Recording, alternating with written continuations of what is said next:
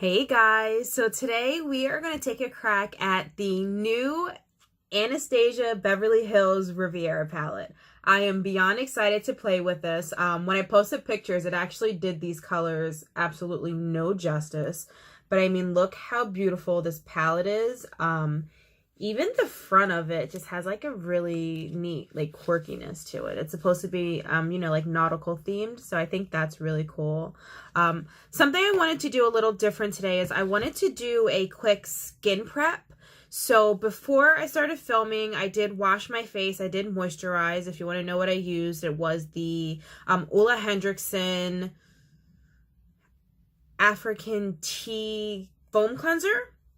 And then I went in with the Belief Aqua Bomb. Those are actually some of my absolute favorites. So there's something I'm actually pretty excited to share with you guys, which for me, it's like, the little things that make a big difference. One of my best friends actually went and got me like a lifetime supply of headbands. So I can't wait to come out with all these different colors with you guys. It's going to be a lot of fun. So shout out to Kiki. So I also wanted to do a quick skin prep. I think that a lot of people don't understand how important that is to a flawless makeup application. So I just wanted to kind of do a, if you want to call it like a refresher on that. So one of the things I do after cleansing and moisturizing, I do go in with a lip scrub. This is the Jeffree Star Velour Lip Scrub in Pancakes and Syrup. I like doing my lips before I start my whole face because I want my moisturizer to set in as much as possible, because most of the time, as you guys know, as I said previously, I am a makeup artist. I also, even though I love makeup, I am not that person that wants to reapply my lipstick 10 times a day. So I do opt out for matte lipsticks. So with that being said, because my lips are drier, I do have to take some extra steps. So I am going to go in with the Velour Scrub. And I am going to go in with light circular motions. That way it's a buffing and I'm kind of not scraping my lips. And as I explained in one of my other videos on lip care, one of the best things about the Jeffree Star is you can actually lick it off. So, and that's it. It's gone. And then I'm just going to go in with my First Aid Beauty Lip Therapy.